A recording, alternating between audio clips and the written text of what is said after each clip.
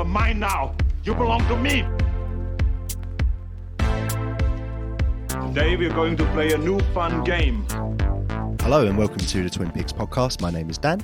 My name's Nicole. And this week we are picking our Office Space movies. And that's all we're doing in this episode. And then we'll review those two movies in the next one. Before we get going with all of that, I wanted to pick up on a thread that we started in the last episode. Oh, yeah. You had spoken about a show called Soulmates. Oh, and, yeah. Did you watch it? Yeah. Did you watch it? I promised I'd watch it, and I woke up this morning. I was saying to you earlier that I sort of woke up this morning and I had one of those days where I was like, nah, there's nothing happening today. I'm going to be horizontal all day. So I watched all of them. I watched all 6, and it was one of the writers from Black Mirror, Hang the DJ episode, I think we established last week. Yeah. And it was all right. Oh, you didn't It didn't blow my mind. I didn't love it. I thought it was pretty good. Like it had a couple of good episodes. I really liked episode 2.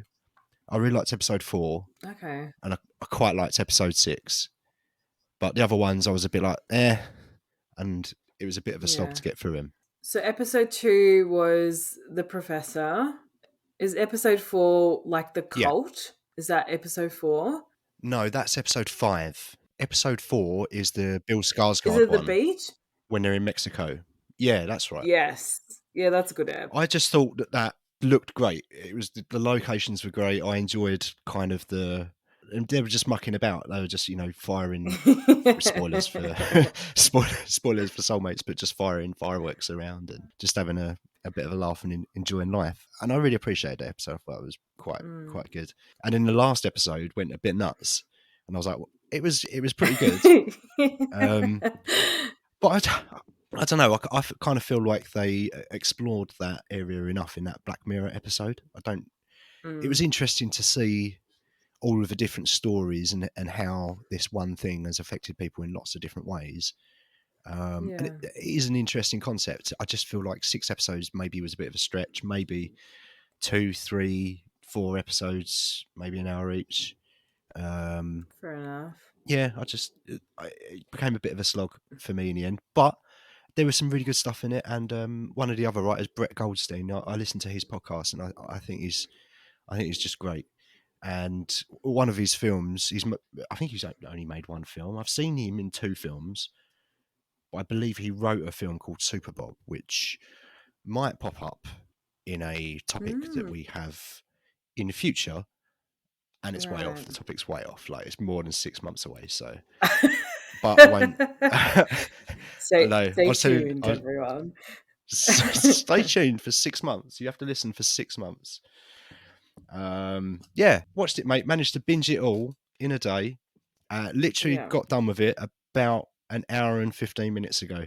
Yeah. So overall, I thought it was okay. I thought it had its peaks. I thought it had its troughs. Not bad. Yeah. What do you reckon of it? Not bad. I think you quite liked it, didn't you? I really liked it. I think the other thing with those type of TV shows, I do like when it's just like one episode. Okay, the season's about a certain topic. It's about this app that you supposedly find your soulmate on. You do this test and whatever, and you just see different scenarios with different people. I quite like those type of series, and I really enjoyed it. I think it was just more that I just came across this on Amazon. So I liked it. I must admit I'd never heard of it, and maybe if I'd stumbled across it, not knowing anything about it, I might have been like, oh yeah, this was pretty good. But maybe I hyped it a bit too much for you. Maybe, but given that it's only been a little while since recording, I think I've done quite well to cram in a whole show. Yeah. Have you managed to get anything in, or should we move on to the next part? I reckon we should move on to the next part. I'll make sure that I watch a fair bit of content for the next. Yeah, make sure you episode. Do. We'll strap you to a chair. We'll put some matchsticks in your eyes. I'll make sure I watch at least these 2 films that we're going to choose right now. Well, you've got to do that as a minimum. Yeah. You have to, if we're going to talk about the films, You really have got to watch the films that we're going to talk about. Let's go ahead and move on to the main part of this episode then, where we're going to pick our films for the next episode. As we announced last time, it's back to me for the topic choice, so it's back to me to do the topic intro next week. But I chose office-based movies. I did have a reason for choosing it, and the reason Yeah. was because I was looking for a particular DVD, which I'll get to, and I found a DVD, I bought it, I watched it, and by that point, I'd already locked in the Office theme, so I thought, sod it, we'll just stick with it. So it was sort of on a whim, and then I thought I'll just stick with it, because I found a few films. I think there's about 25 in the current Letterboxd list. That's actually all right. Yeah, it's not too bad. I just would have expected a lot more. I mean, office-based movies, you could do it all in a single location, so you could do it pretty cheap. So I'm just surprised that there's not more of them. Or maybe there are more of them, and I'm not aware of most of them. I don't know. But I really struggled to find. Well, I think I was telling you before, I had 5 in mind, and I was like, shit, if you choose at least 3 of mine, then I'm screwed. So yeah, this morning I went on Letterboxd again just to find some more, and I found 8. So yeah, we'll see what you choose, and then I'll go from there. yeah, we'll have enough that we shouldn't have any crossovers. What we're going to do is I'm going to pick 3, you're going to pick 3. We're going to knock 2 out of each other's list to come up with a final one each. And I'm going to give you my 3. My first pick is Cool. the DVD that I was trying to hunt down and I purchased, and it's called Office Space.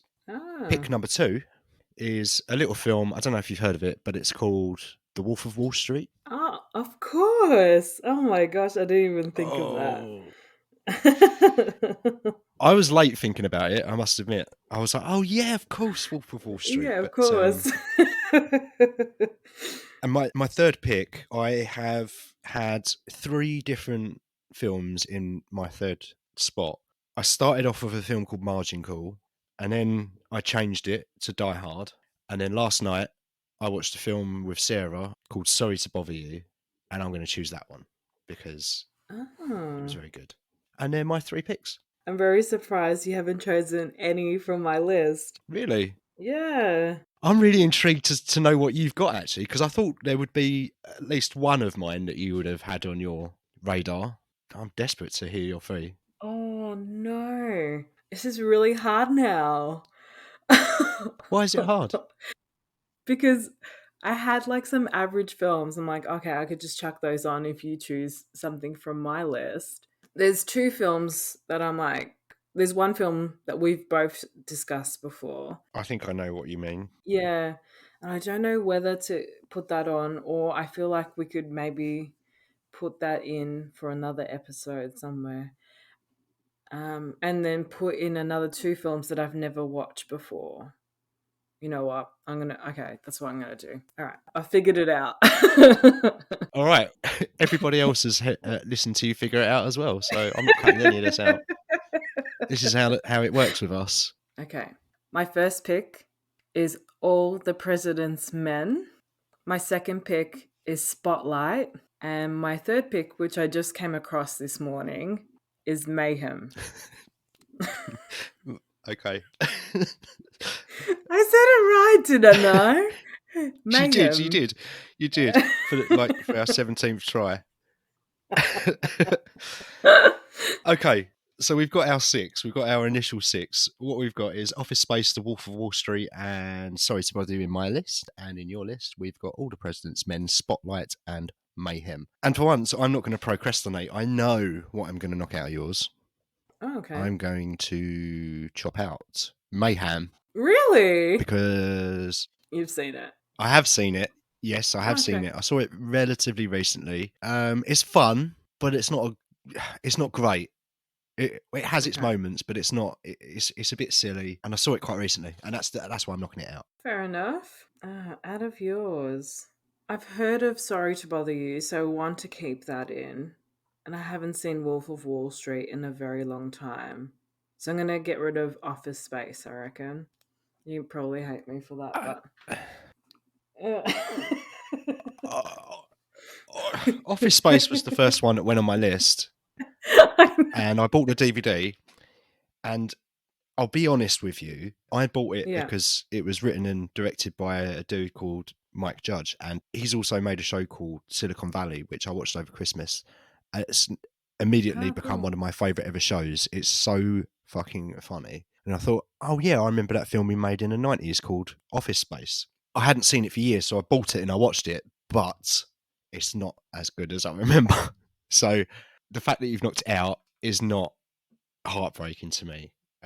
The other two Okay, films good. that are in there are really fucking strong films. So anyway, this is not an Office Space review. Right. We've knocked 2 out of each other's lists. What now remains is The Wolf of Wall Street and Sorry to Bother You in my list, and All the President's Men and Spotlight in your list. So I'm just going to click off the little box that says Office Space because that's not needed anymore. I'm going to start with The Wolf of Wall Street. You've seen The Wolf of Wall Street before. You know what The Wolf of I Wall Street have. is. It's I Leonardo do. DiCaprio sniffing various powders from sex workers. And I've got the IMDb page up here, and I'm just going to read a quick synopsis. Based on a true story of Jordan Belfort, from his rise to a wealthy stockbroker living the high life to his fall involving crime, corruption, and the federal government. It's Martin Scorsese. I really like The Wolf of Wall Street. I mean, it's a really great film. We haven't ever covered a Martin Scorsese film. We should really do him. We should really do Scorsese, shouldn't we? Yeah, for sure. You know, the other day I said to you on WhatsApp, if you hear any bits that you think might make good sound bites, definitely not that we should do Martin Scorsese bit. That would sound weird if we just cut that bit out and made a sound bite out of that. We should do Martin Scorsese out of context again. I mean, yeah, we haven't, have we? It's crazy. no. I can't believe that we haven't. Yeah. I don't even think I've ever picked a Scorsese film, and so it's been in my top spot. As soon as I thought of it, I put it in spot number 2, and it hasn't moved off the list since then because it's Scorsese. I thought, no, got to keep it in there. Leonardo DiCaprio might be my favourite DiCaprio performance. Certainly the most entertaining with the whole Lamborghini scene. Yeah. Yeah. And my other pick is Sorry to Bother You. And as I said earlier, first time watch for me last night. I watched it with Sarah. Sarah had seen it before, and she knew we had a brief discussion about it before, and she said, oh, you should definitely watch this film. I think you'll get quite a lot out of it. And we ended up picking it last night to watch. It's on Netflix, and I thought it was great. I thought it was hilarious. But the synopsis reads, telemarketer Cassius Green discovers an alluring method towards success. However, owing to his greed, he ends up fading away from his family and friends. It was directed and written by Boots Riley, and it stars Lakeith Stanfield and Tessa Thompson. Do you mind if I put a trailer on? Put a trailer on. I'm just out here surviving. And what I'm doing right now won't even matter. Baby, it will always matter. Hey, Cash, how much longer I gotta wait for my money? God made this land for all of us. Greedy people like you want to hog it to yourself and your family. Me and my family? Yeah. Cash, I'm your f***ing uncle. I just really need a job. 4002. This is telemarketing. Stick to the script. Hey, hello. Mr. Davidson. Cassius Green here. Sorry to bother. Let me give you a tip. You want to make some money here? Use your white voice. My white voice? I'm not talking about Will Smith's wife, like this young blood. Hey, Mr. Kramer. This is Tyson from Regal View. As always, we'll be getting that out to you right away. You're doing so good with the voice thing. Oh, this looks This film is alright. crazy, Nicole. Yeah. This looks half decent. Mate, it's nuts. Welcome, Power Caller. I hope you did not masturbate today. We need you sharp and ready to go.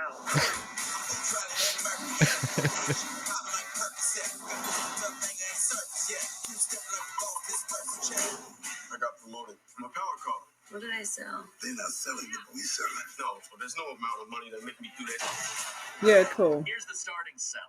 Oh, man, I'm gonna leave it at that. Yeah, that looks alright. Alright. Not deciding exactly yet, but it looks like a lot of fun. Yeah, like I said, it made me. I had a smile on my face pretty much the whole way through it. But I'm not gonna. Oh, Forrest Whitaker was a producer on it. That's interesting. I've just noticed. I'm not going to talk about it anymore because it definitely is one of those films where the less you know, the better. Okay. And I don't think the trailer gives anything away. So you Great. picked All the Right. President's Men and Spotlight. All the President's Men, I know the name of this. I've never seen it. So it's a 1976 film, and it stars Robert Redford and Dustin Hoffman, directed by L.J. Palooka. And the tagline is "Most devastating detective story of this century." And the synopsis is, in the run-up for the 1972 election, Washington Post reports Bob Woodward covers what seems to be a minor break-in at the Democratic Party national headquarters. He is surprised to find top lawyers already on the defensive case and discovering of names and addresses of the Republican Fund Organization. It sounds like a really big synopsis. Just saying. It does. It's very long. He is surprised to find the top lawyers already on the defense case and discovery of names and addresses of Republican fund organizers of the accused further arouses his suspicions. After the editor of the Post runs with the story and assigns Woodworth and Carl Bernstein to it, they find the trail leading higher and higher of the Republican Party and eventually into the White House itself. I've never seen this film either before. Well, I feel like I have seen it now. After that synopsis, Yeah. Spotlight is the other film, which came out in 2015. Have you seen this? No, I haven't seen. You haven't seen Spotlight? I have seen Spotlight. What am I talking about? I'm losing my fucking mind, Nick. What's happening? As I said, it came out in 2015. It stars Mark Ruffalo, Michael Keating, Rachel Adams, and Tom McCarthy directed the film. And the synopsis is the true story of how Boston Globe uncovered the massive scandal of a child molestation and cover-up within the local Catholic diocese. Now, Spotlight got Best Picture in, I guess, 2016 or 2015. Depends when it officially got released. And my thing was every time the Oscars came out, I would watch Best Picture. And I watched it, I think, a few months later, and I was amazed by this film. And it's just, but it's also quite a shocking film for what happens in the story, and just like, and it's true. Yeah, it's pretty fucked up. It's very disturbing, isn't it? Yeah. It's definitely a well-made film, and there's a really good cast in it, and it's about a very difficult subject matter. And I've only seen it once, and what I liked about it was that it was about this thing, but they made it. They managed to integrate all of the characters in that film very, very well, and they were very well established characters. You knew who each of them were, and it was about this thing, but it was more about them uncovering this thing. And it's been a few years, so my memory of it is a little bit hazy, but yeah, I remember really liking it and having a lot of time for it. Awesome. So we've spoken about all four of our films now. I know Spotlight. I don't know All the President's Men. And while you were talking about Spotlight, I did quickly go on IMDb and just typed in All the President's Men. And I thought I'd have a look at it, have a look at the poster. Oh, well, there are some wonderful colours going on in this film. It looks very 70s. It's 2 hours and 18 minutes long. Shit. Well, to be fair, Spotlight goes for 129 minutes, so it's just almost as long as that. Bloody hell. I'm so sorry, I chose really long films this week. Well, what was it? Mayhem? That's it. 86 minutes. You could have went with an 86-minute film, Dan. but you chose not to. Shit, I take it back. Let's choose Mayhem. All right, so it's difficult because on the one hand, I've got a film I haven't seen, and I've got a film that I have seen that I know is really, really good. But in those scenarios, the gambler in me kind of wants to go with the film that I haven't seen. So I'm going to go with All the President's Men and knock out Spotlight. Spotlight is a great, great film. It's really, really good from what I remember. Yeah. Out of yours, I mean, after that trailer, I reckon Sorry to Bother You, to be fair. Yeah. It looks like a lot of fun. It is. I'm so, honestly, it's a shame because we're not doing a Scorsese film. We're still not covering a Scorsese film. So maybe It's all right. maybe one day we should lock in just a Scorsese double bill. Yeah. But we are going to be watching Sorry to Bother You, and yeah, really, really good. I'm not going to talk to you about it anymore, but I'm really excited to talk about it actually in the next episode. Yeah, so next episode then, Office-Based Movies, we're going to be talking about Sorry to Bother You and All the President's Men. What other films were you considering? Did you think of 3 and then that was it? They were locked in? Or did you chop and change your mind? How did tell me about your process? I literally was going out because then I was like, oh yeah, I want to see what Scorsese films I would potentially use, even though this is like way down the track. Okay, other films that I had on my list. The Intern as something really easy to watch. Yeah. That's in the letterbox list. Yeah. The Devil's Wears Prada. I'm pretty sure you would not be as interested to watch that film. Yeah, not interested. You're right. Yeah. Horrible Bosses was another one. Oh yeah. Up in the Air was apparently an office-based film, but he's not really in the. He's more in the air, and he gets a shitload of miles points from flying from state to state. That's a really good film with George Clooney. It's an excellent film. I really like that. I've got a lot of time for Up in the Air. I've only seen it once, and I was really quite blown away by it.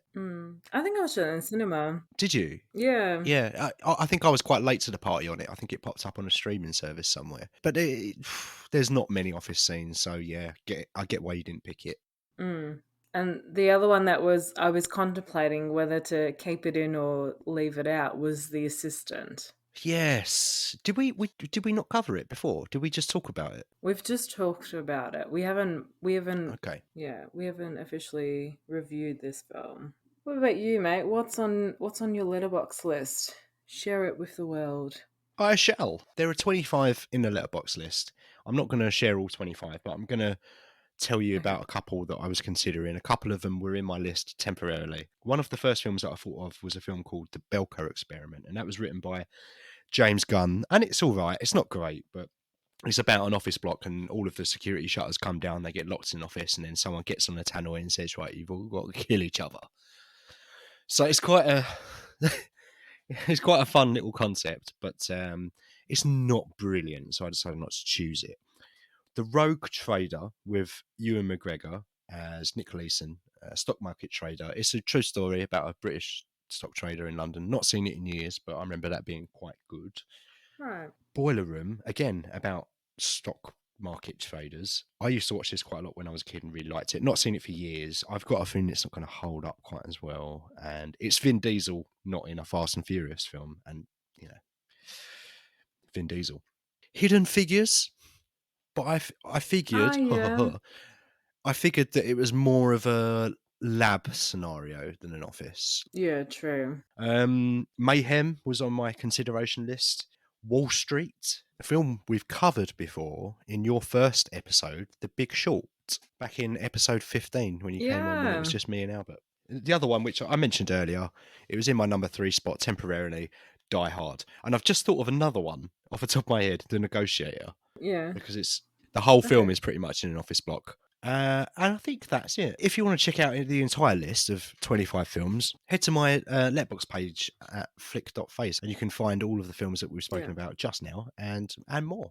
So what have we learned from this episode then? We've learned that we've got to do a Martin Scorsese double bill, but given that we've locked all of our topics in to July, plus one in September, it might be difficult One in to oh squeeze one in. yeah, I was like, one in September. Yes, of course, I've locked in what I'm potentially. Yes. Oh, it's not exactly my birthday pick, but it's an anniversary for someone that I know.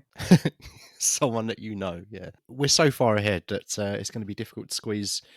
Do you know what though? Like, if we want to change it, we can just change it. We've not published our choices in anywhere, have we? Which I was thinking about doing. I Exactly. must admit. Maybe we'll talk about this Let's offline. not But I do was thinking about publishing our schedule. that. I mean, there was a time that you guys did that. Hey, you said you locked in the next 6 episodes. So I guess Yeah. if we did it like a month or 2 in advance, yeah, that could work. Maybe I'm okay with that. you're comfortable with it. But yeah. Good. Yeah. Glad to hear it. Awesome. So we've picked our 2 films for the next episode. Office-based movies. We're watching All the President's Men and Sorry to Bother You. And I couldn't be happier that we're watching Sorry to Bother You, I must admit. And also in the next episode, I'm watching a stitch up, which hasn't happened for a while, but I'm going to be watching Pinocchio's Revenge, aren't I? Yes. So I'm so excited. I'm glad you're excited, mate. I'm not too excited, I must admit. That's happening. So stay tuned next week and get that in your ear holes. So if you've made it this far, thank you very much for listening. Don't forget to tune in next week to our Office-Based Movies episode, where we'll be talking about All the President's Men and Sorry to Bother You. I'll be watching Pinocchio's Revenge for Stitch Up, and that's about it. So if you want to catch up with us, I'm at flick.face on Instagram. You can email the show at twinpixpod@gmail.com. I've revived our Twitter, and I've put our new... I say new logo. We've had it for about 8 months now. I've changed our logo, and I've started, again, I started doing, I just spoke to Movie Drone. I just messaged Movie Drone. That's all I've done. But I've revived it somewhat, and I make no promises that we're going to be that active on there on Twitter, because I just find Twitter a bit of a weird battle royale situation. It's a very strange place, and I prefer Instagram. But we've got a page, so if you want to follow that, we're at Twin Pix Pod. But if you want to get a hold of us and chat to us about films, I would recommend reaching out to us on Instagram in any of those places. But you haven't said your place yet. What's your place? No, my place is on Instagram at Chikanika or at Nika Creative. All right, cool, awesome. So thank you very much for listening. If you want to check out our show next week, we'd love to have you, and we'll see you then. Thanks for listening. Bye. Bye.